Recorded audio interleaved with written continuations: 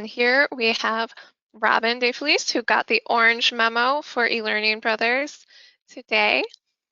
Robyn has been a strategist and consultant in the learning and performance arena for over 20 years. She's the co-author of Microlearning, Short and Sweet, and has been providing an answer to how long does it take to develop training for nearly 13 years.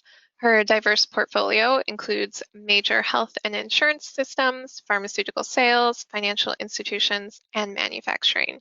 She has also assisted startups, state universities, and government agencies. And today she is here to help us all get moving with microlearning. So Robyn, I am going to make you the presenter, and then I will shut up and go away. Well, I appreciate the introduction. Thank you. Can you hear me okay? This is a new headset, so I wanted to make sure. Yes, you sound great. Okay. And you should be getting that presenter request. My computer's been a little bit slow with the handoff today. Oops, I think I might have just turned it off. We are seeing your screen now. Oh, you are? Okay, great. I am seeing some bagels that are making me very hungry. It's sometimes hard in the middle of the day when I do presentations. So thank you for the introduction, Stephanie. And I'll just ask you to help me in a little bit when I do a little engagement here. Unfortunately, the engagement is not eating as much as we'd like it to be, but hopefully those that have the opportunity are having a little lunch and learn session right now. So what I would like to discuss with you today is microlearning, a little bit from a higher level of foundational knowledge, and then taking some dives into just real quick again, like touch points on design and opportunities there and challenges. So to begin, where's the dough and bagel coming from? I love to talk about anything we do in the learning and development field. A concept, I like to try to convert it to a food topic because I believe food is the universal language of learning developers. So let's see if we can make this work today. But first, let's play a little game, and you're going to just put a message into the chat box, and Stephanie will let me know who the majority is going with. So we're playing, is it microlearning or is it not microlearning? So here we go. Let's get our hands in that dough. So the first image, for those that might not be seeing this, it's an animated graphic, and it's telling different blood types. So if it's a negative, it's showing which different people's blood types can actually receive that blood. So is it microlearning or is it not? And then we'll give it a moment here for everybody to think about it. But again, put your yes or no in the chat box, and we'll hear what the deciding factor is. We are getting almost unanimous yes. There are a few naysayers, but the majority of the responses are yes. Fantastic. Okay, we'll move to the next one. I'll let you know at the end. So this is a poster that was at a conference recently. You might have been there. It was DevLearn. Is this microlearning or is it not? And for those, again, there's 3 different hands, and each hand has a different colored bracelet on it, and that bracelet is the information to tell another person how they should interact with that individual. We're getting a little bit more of a mixed bag here. It's kind of half and half on no versus yes. Okay. Well, let's do the final one then. For this one, I have 3 screenshots of a mobile app. This is actually my, not my product, but my account. And the product is Elevate. It's a brain game. So you get to do different little miniature games of math and reading and writing, and even like developing your ability to speed read, for example. And so each one of these screenshots is just showing the rankings that you can see of yourself. The second screenshot is showing different games that you can play in the writing category. And then the final screenshot showing study tips and tools that you can use to help yourself as you do these games. Microlearning or not, Stephanie? All right, we've got a couple people saying no. More people are chiming in now and saying, yes, this is microlearning. Okay. So again, it's a little indecisive, the responses. So the first one Everyone was a is little hedging more. and waiting for you to tell us the real answers. So it really boiled down to the first one seemed like it had the most traction on the yes side. So technically, all three are microlearning. And some might say, how so? I sometimes say it wrong, but GIF or GIF, the animated GIF or GIF is actually microlearning. It's a short snippet of information. It has one clear objective to tell the learner or participant or whomever is utilizing this item information about blood types, and they can very easily identify a blood type, and then those that can have blood from that blood donor. That image serves one objective, to inform you of exactly that and that alone. The second item, it was a poster. Most of us could maybe liken it to an infographic, but that was actually microlearning. How so? It was helping to change behavior in the moment, and it was a learned behavior. Microlearning is about performance, and therefore you began performing differently. Many people took a photo of it, maybe to help them recall what a yellow bracelet versus a green or a red bracelet means for interacting with somebody, but it changed the behavior immediately. And when I saw that poster, it was actually so brilliant, because most times when we're looking for immediacy and performance, we know that's not reality. Time and experience usually help performance change. But this was a great example of how performance can change very quickly in the moment of a special circumstance, like a conference. The final one is actually microlearning as well. And I always touted as the best microlearning example I've ever seen. But there's another app that's out there as well that would be one. But if we were looking at what most people think about, which is traditional microlearning being this concept of must be mobile, then this would fit that bill for those that are thinking in that arena. And why? Because there's miniature games. They all help to develop performance, acquire a skill, but then augment and challenge that skill. So you're developing, for example, I've been using microlearning or Elevate now for 2 years, and I can tell you my writing skills have actually improved, and I put less burden on the editor. So that's pretty nice. So your performance development, but in miniature format. Well, thinking about that, each piece was a short, quick snippet. And so what is microlearning? That kind of takes us to, we can identify it. We just saw three very unique and different examples. Then it becomes, well, what is it? And we all know, if we've been interested in microlearning, we have a predisposed definition of it, which I do from writing and co-authoring Microlearning Short and Sweet. And that comes from a culmination of reading almost 20 different definitions, my co-author and I. Some of you may have definitions based off of the experience or a way in which you perceive or envision it being an asset to your organization. And so I tend not to try to say to somebody, your idea of microlearning is incorrect. It's as long as it's fitting to some critical criteria. Is it a brief learning experience? Can it easily integrate into an individual's day? And for the most part, is it accessible anywhere? And not just accessible to part of your audience, but everybody in that audience. So for those folks that may create training in different formats for accessibility, then are you creating everything in microlearning the same way? Or is microlearning giving you a brand new opportunity to create one product that is accessible by everybody everywhere? That is really what we're talking about with the core ingredients of microlearning. Now, for me, and the definition that I like to share, for me, this is a technical definition. It is the one that's in the book, Microlearning Short and Sweet. But here we kind of expand upon saying it's an instructional unit.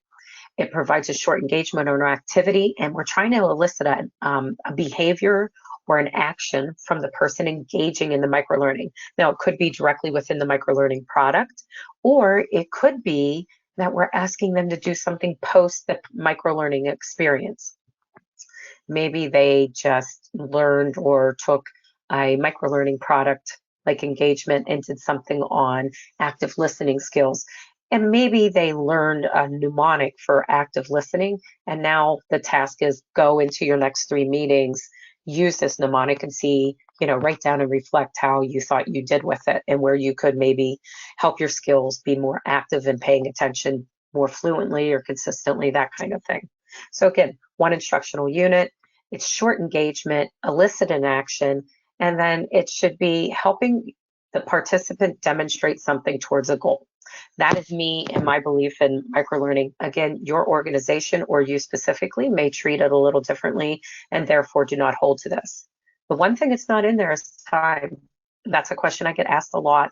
Is time really important? Does it have to be underneath?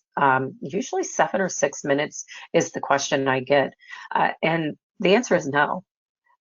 If it's focused on one objective, it could take 15 minutes. That's still microlearning. If it's fitting into the day, the individual can take it and consume it and still do something with it that's actionable, growing a skill, augmenting a skill, remediating a skill, or a behavior, then we're doing okay, and call it microlearning. I guess my big thing is if you're not collecting data for performance or some type of performance proof, I'm not going to always say improvement because that's not always why it is, then you might be missing all the opportunities microlearning does create. Now, we talked about microlearning. We talked about it in this thing way, like a widget, but not necessarily anything about what it could be. And that's where I'm going next. But before we do that, I want to make sure that now that we have a definition of what a microlearning item could be, what is the difference about thinking about one microlearning product versus a series of microlearning products? And this is where the bread comes back in. So we've kneaded the dough, we've punched it down, and now we've made a loaf of bread.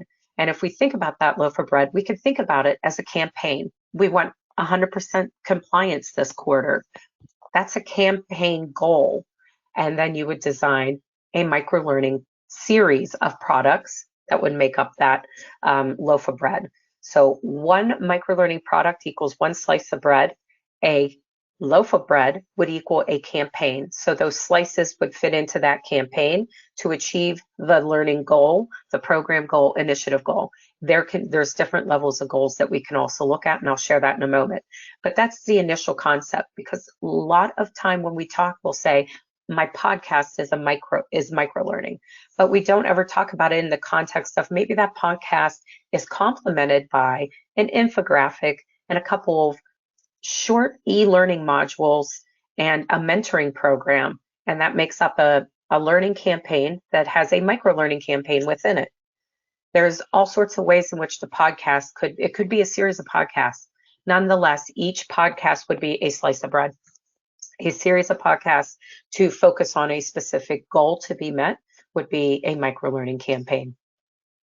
So what can a product be? We saw 3 great examples in the beginning when we played what is it not? Again, very common things: e-learning, podcast, blog series, videos, even email campaigns. There's a whole series of that a university did for email. It was an email microlearning campaign, but it went around compliance, and a compliance topic that was very difficult for the university to have everybody not necessarily adhere to, but report on appropriately. And they created a microlearning series that was email based. It was pretty ingenious. If you can think about it, given what microlearning can be, really, I haven't seen an example yet in a product yet that I wouldn't say, if you use good microlearning design principles, it's working as microlearning. Now, we talked about the slices. So this screen was all about those slices, each little slice, right? The next part I said is about a loaf of bread. And so what kind of campaigns can you create with all those little slices of bread? You could have a standalone microlearning campaign. That just simply means that this learning program is designed as a series of microlearning pieces to achieve a specific goal, whatever that goal may be. Again, we talk safety, you can talk improved production, whatever it might be, you know, getting all your managers to meet a certain level of proficiency. You could create a microlearning campaign that's onto itself completely the entire learning program. Next is a series-based campaign. So let's take that example of the middle managers in a leadership program. You could create a series of microlearning campaigns, and each of those campaigns could focus on a soft skill or a set of skills that you would like to see your middle managers demonstrating with a certain level of proficiency before they're promoted to being a higher level leader in the organization. So that's how you could have a series of campaigns that actually work together to work towards a larger goal. And the final kind is a blended campaign. I believe I gave an example where you could have a mentoring program, a microlearning campaign, maybe a series of traditional e-learning modules that are in a course. You could do something like that, and that's where you're blending and having each piece play together. I like to say that microlearning is one more tool in your learning ecosystem. So for the blended campaigns, maybe you have job aids, a virtual instructor-led piece of training, and a series of microlearnings that go together, and that's a blended campaign for learning. To visualize this just a little bit more, this is a very common place where microlearning gets to play its first introduction into a lot of organizations, which is usually onboarding new hires, because it's a quick, easy way to maybe take some information that would have spent time of the new hire and sitting in maybe like a cohort style onboarding process, and you can break down certain pieces and give them to them as microlearning products in a campaign, and then move them into their job a little more quickly so they're actually performing the tasks of their job, maybe within 45 days, maybe not 100%, maybe 75%. And that's what this example on screen is about. So this diagram shows you a flow of how you could address performance in getting a new hire onboarded.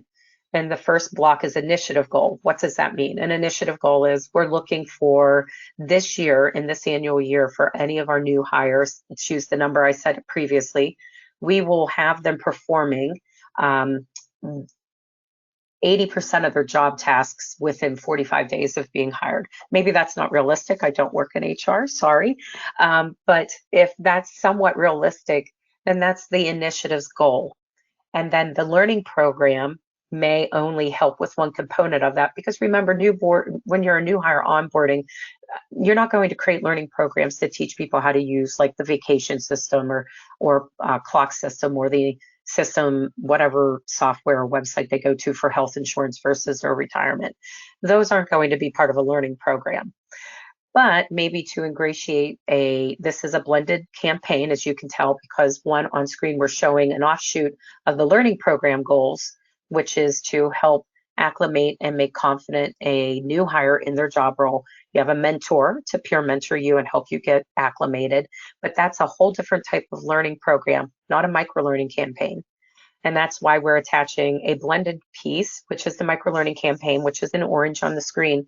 And then again, if we recall, the campaign will have slices of bread. And so here on screen, I give an example that the microlearning campaign could have 1, 2, or more than that items that go together as part of the campaign to help them onboard more quickly.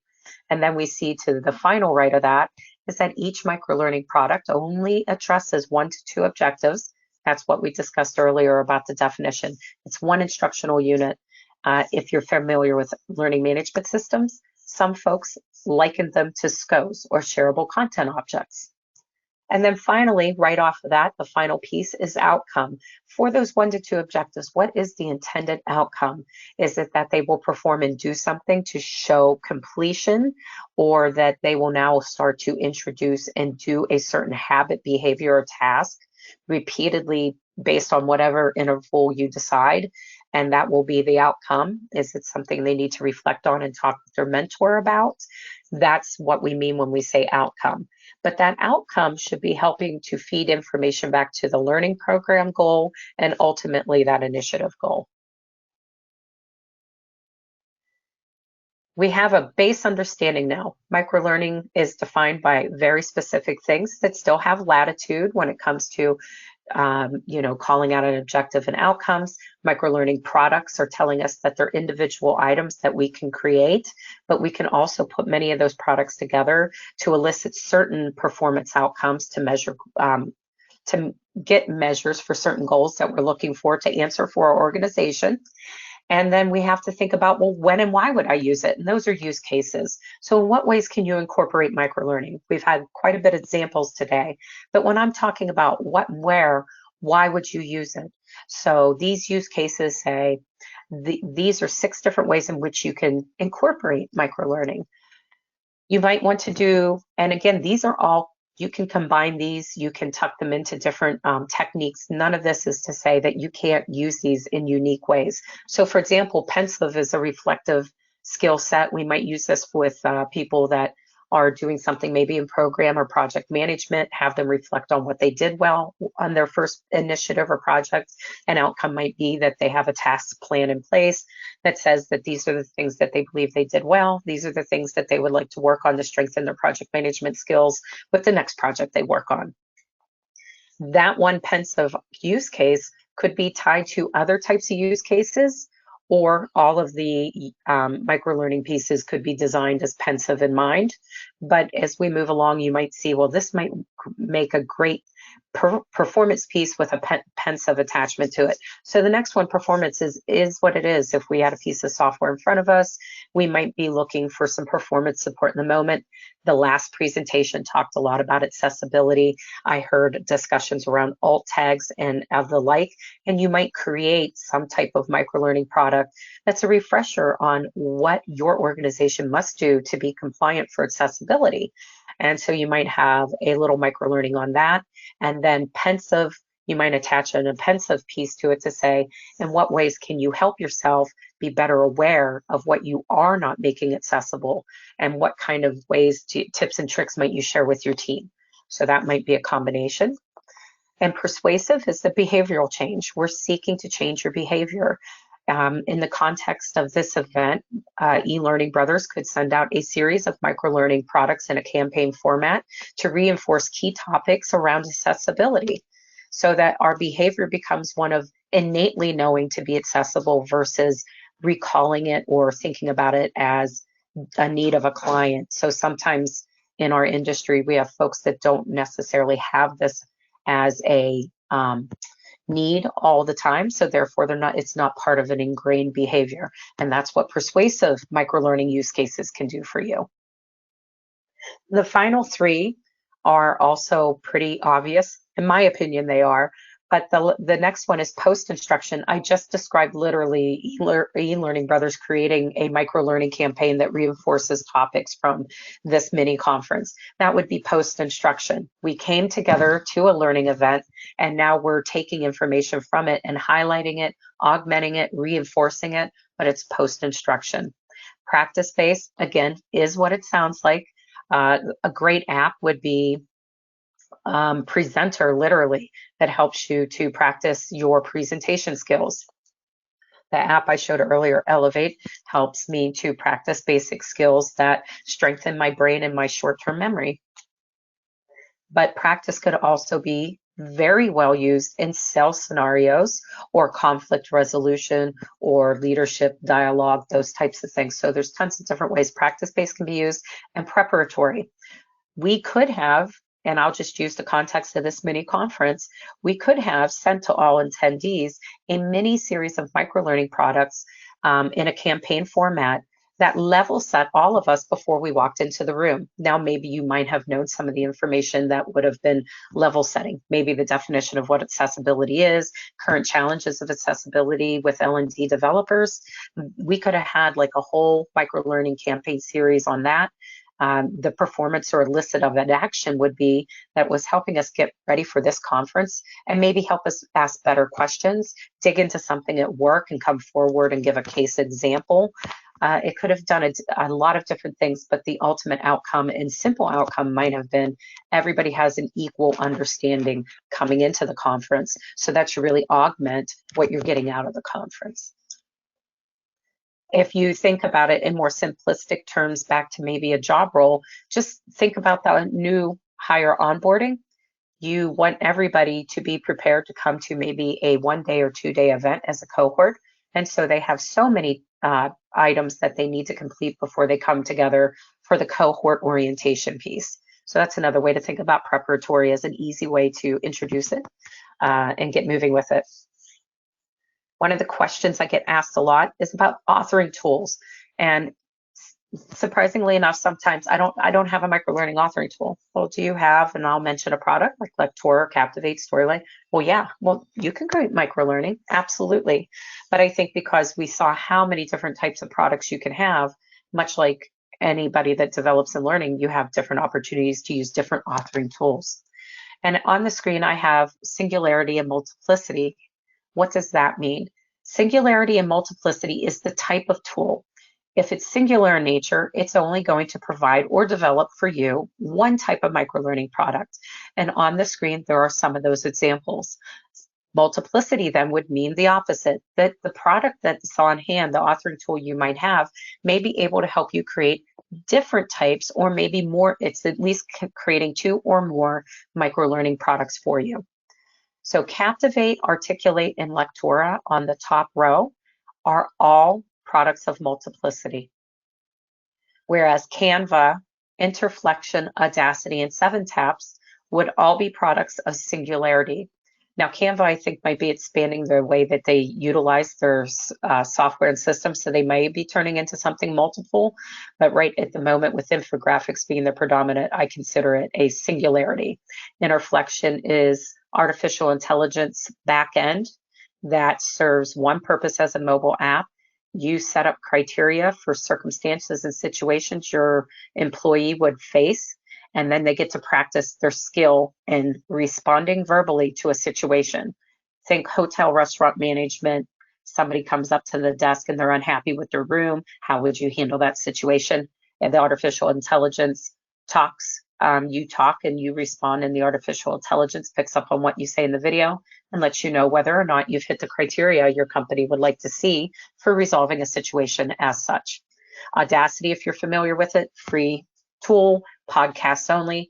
7-Taps is a card-based, I would call it I call it HyperCard. I know that's Apple IIc for those that want to date themselves, but 7-Taps is a cloud-based authoring tool that also solutions and holds and carries all their information cloud-based, so you're not bringing it into your LMS. But what it does is just as a click-through series of cards, and those cards are stylized a little differently. Like one card might be links, one card might be audio, checkbox kind of engagements, that type of thing.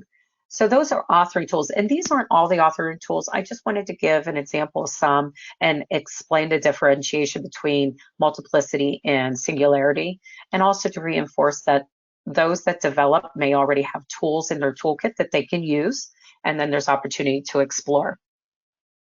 The thing I would like to point out about the tools, no matter which tool, even if it's not one that I presented on today, I really want you to think about the tool and its accessibility and ensuring equal access. Will that tool help you do those things? If you're using something that's mobile-based, do you know that your entire audience can access it mobily? Or if you design it for a mobile format, will everybody's experience be the same? And then what we're talking about from accessibility is also, will what you design work for those that might need, for example, a screen reader? So there's a spectrum here of what I'm talking about when I say accessibility. The learning curve. When you're thinking about introducing and beginning with microlearning, and it's a new authoring tool, you have to think about the learning curve to it. Interflections would take a very advanced learner, and when I say learner, I'm not talking about your end user consuming the product. I'm talking about you as the L&D developers and your learning curve for a certain tool. Interflection is different because you're setting up criteria based off of verbal. So if you're not used to writing case scenarios, playing out situations, knowing what good versus poor looks like with different people saying something as opposed to a cookie cutter statement, and what's the latitude on what's being said, that can take a higher learning curve. And it's not necessarily the tool, it's what you have to do to create within that tool. But the tool itself might have a learning curve. And then think about whether or not your philosophies of how you develop are also impairing you from designing in microlearning. I say that because I actually teach 7 microlearning design principles. And what I've noticed over the teaching time is those that are already rooted in traditional e-learning development, 20, 40-minute modules, and you might be putting 7 or 8 of those together to create a curriculum. It sometimes is harder to even work within a tool because you want to design as if you're creating e-learning. Capacity. The next one is capacity. What do I mean by capacity? A lot of folks like to use the word limitations. Know the capacity of the tool. I said that interflection is singular and it only serves to one thing. 7 taps I indicated as such as well. Know the capacity of the tool and what it can do and cannot do before you begin working, so that you can either A, create workarounds, or you can figure out a different pathway. So sometimes, for example, a Singularity tool may be creating a product that's not accessible. If we go back up to the first bullet point, not accessible for everybody. When we design our microlearning product, we have to think about, could I actually replicate this content into a different product type so that I ensure that I am covering my audience wholly? So you have to think about that too. And that's where Singularity comes from as well at the end. If that authoring tool cannot create more than one product for you, is that product worth having in the toolkit? And I'm not saying that that's wrong. For some circumstances, you need to get something out there really immediate, very quickly. You're going to just blast it through an email. Well, then a product like 7taps makes sense. But if you wanted to do something that was a little more engaging, maybe you're looking at a product like Lectora because you want to be able to build in more options for that engagement, where 7taps really only gives you the opportunity to engage by clicking. So that's something you have to think about as well. Now, finally, for everything that's been shared, from the definition to the product types, to making campaigns, to the types of uses for it, and then the tools that you might use to design, there's challenges. We all know them. You're probably sitting here, some of you saying, yes, I've already experienced these things. So, and that's why I ask, is creating microlearning as easy as slicing bread? Here's 4 challenges that always create situations for folks. If there's no goal in mind, which we looked at earlier, it's just arbitrary, maybe miniature lessons or microlearning support tools being used, but not necessarily focused on achieving information towards a goal. And again, depending on if the microlearning campaign serves to achieve the entire goal or is just one piece blended in to help achieve a larger goal, it does not matter. If there's no goal and no evaluation plan being attached, and I don't mean did they complete it, did they not complete it, because that's not what I'm talking about here. We're talking about performance data. If it's not goal focused, then sometimes what happens in trying to create products or a campaign, they get mishmashed and all over the place because the message isn't that bullseye laser focused message it needs to be, because you're only teaching 1 to 2 objectives at best. Implementation is a big issue. For L&D developers, it's not just about implementing in the same standard ways. It might be implementing in new ways. It might be a change management philosophy. The data that you're talking about, getting that evaluative measures of data, it may be something you've never asked to gain before.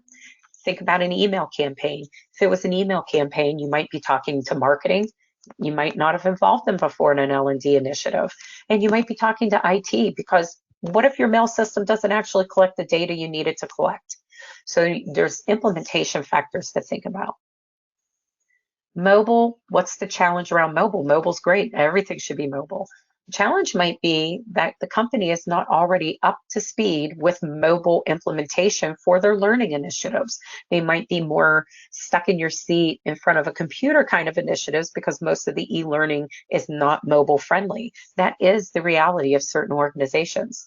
Or the thinking is microlearning only equals mobile, which we all know from what we saw at the beginning of the presentation, that's not necessarily true.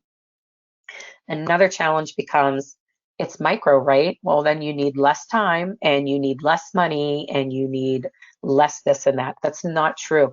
Just because the word micro is in front of it, it is not indicative to, and does not mean that it costs less or needs less time to develop.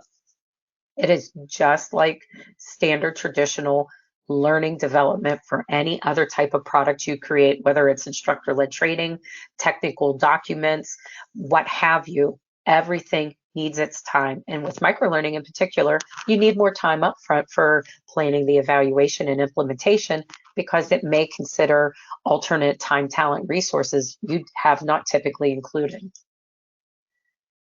Well, I told you the challenges, but there's greater challenges than that. And that's frustrating. And that's where you really got to roll up your sleeves, get in and dig at that dough. Here's a couple of things that I will share with you that I think will help you, because these are your greater challenges than the ones that I just told you about. Assessing for your immediate and strategic opportunities. This is the thing. Everybody wants microlearning to be brought in. Where could it go? Some of you in this audience may already have brought in microlearning and it's a success. Some of you might be sitting here saying, well, we're not using it that way, but now I see an opportunity. And others of you are saying, we've done it and it's not been that great. Again, goal focus. Are you looking at bringing in microlearning to try it like a pilot brand new?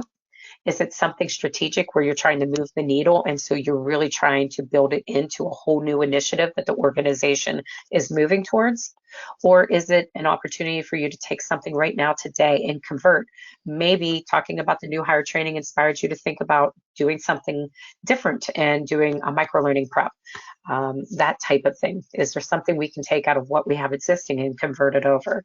Assess your immediate and strategic opportunities. If you're looking to do new and pilot, that is akin to strategic, but you could also be doing something that's converting and strategic. We're phasing this out, and so we'll turn it into microlearning pieces. In a couple of years, we know we're sunsetting this, but we want this out of it. We'll convert it, we'll augment and increase what we're doing. And by the way, the augmenting pieces, we've already got something great in place, but we've been looking for a way to reinforce or re-support key things that we want to repeat throughout the year, not annually. You could think about it from that perspective, or just augment. Trainers, as a manager, you might just want to help augment what a manager does every time they go to do a review for those that they supervise. You might want to do a little series of how to prep for the evaluations, such as maybe a small microlearning campaign on what's a balanced review, how to handle conflict, how to set goals with who you supervise. That's a great way to augment. So there's an opportunity, but that's also a strategic opportunity because you would want to be maybe having more satisfactory performance development through your chain of command, so to speak. You might take a goal like that and create augmented pieces off of it. But again, assess what you have in front of you now as opposed to running off and trying something brand new just in case this is not where your organization is going. Evaluate your resources, time, tech, and budget. Sometimes introducing new concepts, given some of the factors I talked about earlier, like learning curve. Is it you going and learning a new tool? Do we have the money to do it? For example, 7TAPS, I can tell you, doesn't seamlessly go into an LMS. You actually have to give a QR code or a link. And so, does your organization okay with the fact that the tech isn't owned by you, that it's not sitting behind a secure firewall? How, we might need time to figure out how to use that product in our environment to make it secure. And so you have to evaluate your resources. That might be the one more thing you can't do. Or the software might be so simplistic, it's the one thing that you can do because it's cost effective and easy and intuitive to learn. And then time. Again, there's that maturation. You already know what you know as learning developers currently. And if you have not been practicing or incorporating microlearning and or designing it, it still takes time because you need to finesse. You need to understand what good design principles for microlearning are versus the ones that you've been ingrained in you, maybe as an e-learning developer. Not to say those ones are wrong. They might complement, but there's still refinement that needs to be done and can be a challenge. And then there's time in the fact, not just a resource, time in getting people to buy in to what you're doing. Because it's not just you and the L&D department need to understand what you're doing. It's those that invest in what you create for them that need to be able to buy into it and understand the benefits and gains they'll get out of it. And then finally, audit the capabilities of your team. You may have team members that are really kind of just tuned into this and could do it. You might have team members that need a moment because maybe they're a very technically driven person and right technically. But a lot of times in microlearning, we don't see as much technical as we do storytelling and more emotional draws for motivation and movement. That is really where I wanted to end. What I'm bringing up next is everything that I just discussed with you, and these slides are available for you from the presentation. But on these next two slides, depending on who you are in the audience and what you've already experienced, these articles are all written by me. They're all different experiences around that I've had with clients and folks that I've worked with, or people that have come to me with their challenges about microlearning. So if you're a person looking at, do I incorporate formal or informal microlearning? Here's an article for you. But if you're thinking, hey, we really want to try to convert something, here's a great article, Microlearning Conversion Essentials. Think about that for yourself. So this is an opportunity for you to take the topics that I brushed upon today and expand them based off of where you're at with what you're doing with a microlearning initiative in your organization. And this is how you can reach me. And I want to thank you for your time. And I want to make sure that there is time for questions, because I know inevitably if you've been a person that's experienced or done microlearning, you have questions based off of what I presented. Some of you are just trying to validate and confirm some thinkings. And then some of you are so new to it, you're starting to generate those ideas. And I want enough opportunity to share and discuss with you any of what you have. Thank you. Awesome. Thank you so much, Robyn. I know I loved it when in the beginning you addressed that question of how long should microlearning be? That is a question we get every time we do a presentation on microlearning. People really want that quantifiable, like 7 minutes. That's microlearning. But I think it really does depend on your needs and your topic. So it's always good to have that kind of addressed right away. Well, when I was going to share just a second there with the time, I actually do research on how long it takes to develop training. And this last year, when we collected data, we entered microlearning in. Here's the challenge. We got a response back. How much time on average does a unit take you to develop? And there was one unit of microlearning as a product. And then what's the average seat time of that product? Now they said 6 minutes was out of all the respondents, it was like 6.5 minutes was the average amount of time. The problem with that is we didn't ask what the microlearning product was. So it's not a good number anyway, so to speak, because I can't tell you if you were sitting there 6 minutes staring at an infographic, or if you were sitting there 6 minutes listening to a podcast or taking an e-learning module. Yeah, it can vary so much that it's hard to say. Yes.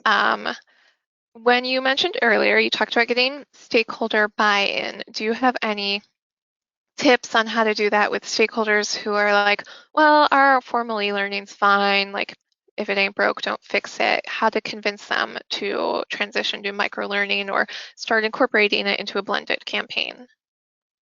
That's a great question. And it's interesting because I've been on the challenge side of, yes, let's do microlearning. And the problem becomes when the microlearning comes in, let's say it's a draft and it came from a vendor. Well, where's this? Where's that? And what the stakeholders not realizing is even though they said yes to microlearning, they're bringing it back right into a piece of e-learning. They want it's almost like, where's the filler? So my presentation was very thin, had lots of, small bullet points and things like that. Same thing with a microlearning module. You might see that's e-learning developed and they think, well, where's the other 20 minutes of it? And they're not realizing that they don't comprehend the concept of microlearning. So even if you're sitting on the other side, everything we've got's fine. It's not broke, don't fix it. To even turn to having an engaged and informed conversation, the biggest hurdle is the comprehension. And so I've done things where I've said, do a lunch and learn, and I wind up being the person at the lunch and learn explaining it, because the people internal to the organization think buy-in will happen because they use a credible source. And I've seen that happen for organizations where that actually is evidenced and true, where it's an opportunity. And they just don't showcase microlearning. I gave the recommendation, like, showcase a couple different innovations in learning and let people come in as credible sources and talk to them. That's one way to do it. Develop a prototype and run it and demonstrate the numbers from it. We have the opportunity to change key performance indicators. We have the opportunity to improve efficiencies, even if it's the learning and development team doing it on themselves. But where the rubber really meets the road is when they can show it somehow having a larger global impact on the organization, which is why I think many people who introduce or implement microlearning really drive towards a standard of new higher onboarding, because it's probably one of the easiest places to put it in. Other common places I've seen it be implemented as a pilot or prototype is in some type of management mentoring program, and or something that is looking at soft skills.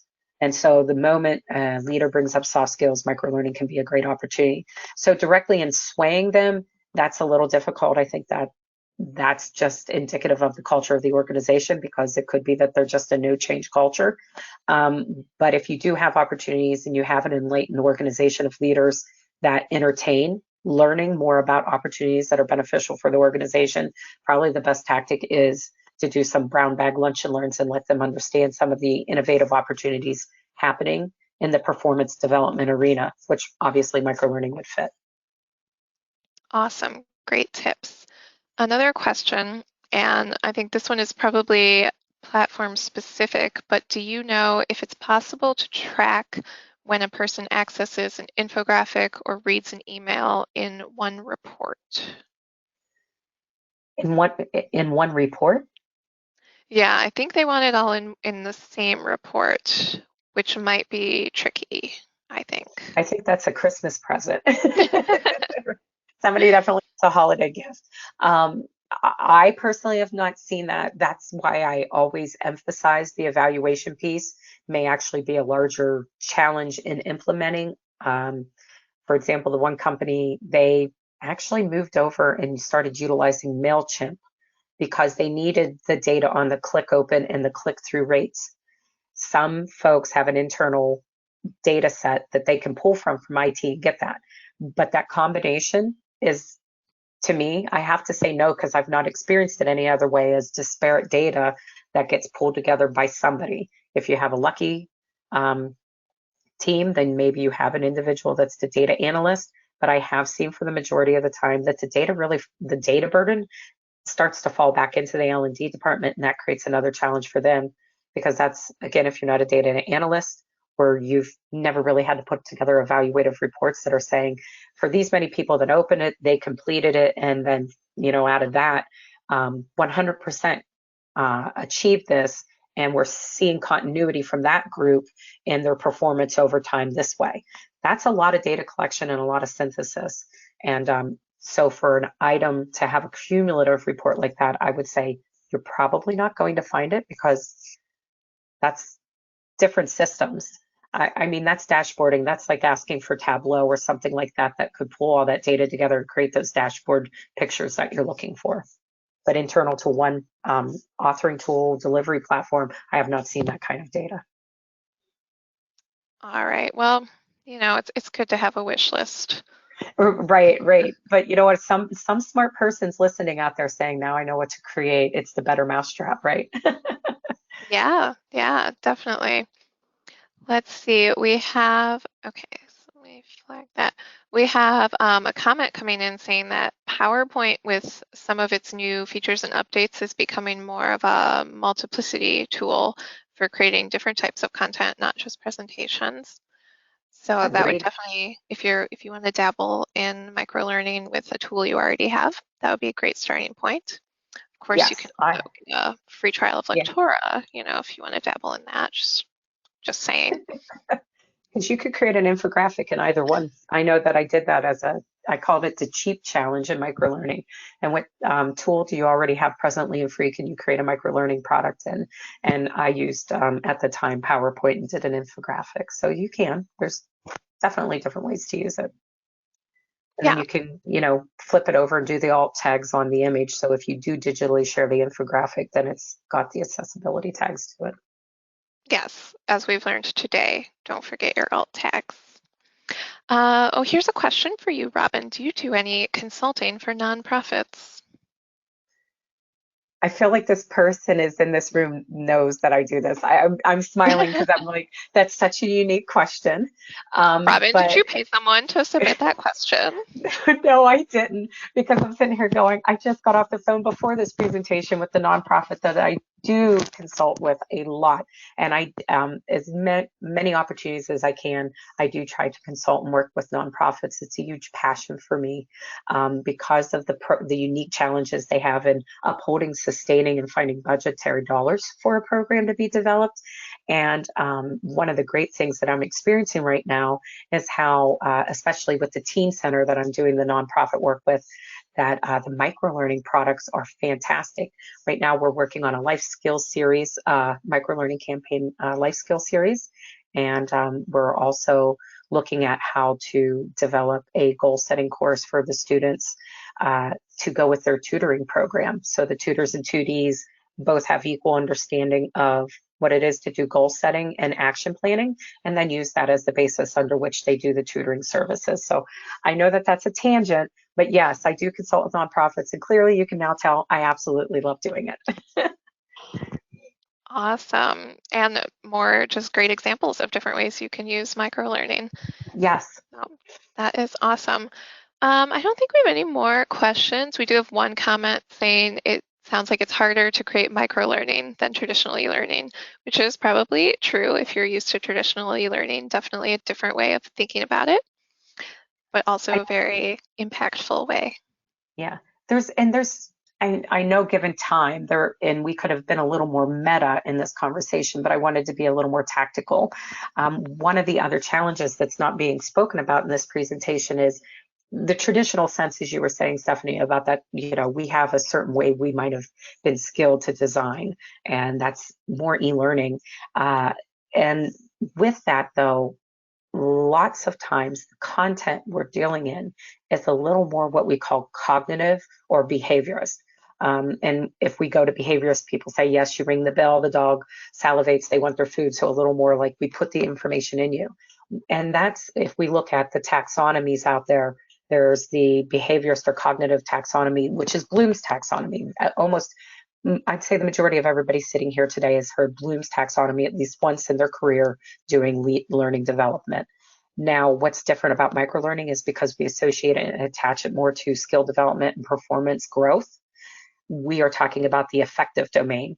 And the affective domain deals more in the emotion or the observation of change over time, as opposed to what's traditionally held or seen as developing a one-time product for a one-time learning experience to achieve a one-time score, unless it's compliance-based, and we're done. Whereas microlearning says, I'm going to achieve something over time, and I'm going to be introduced to this topic over time with repetition.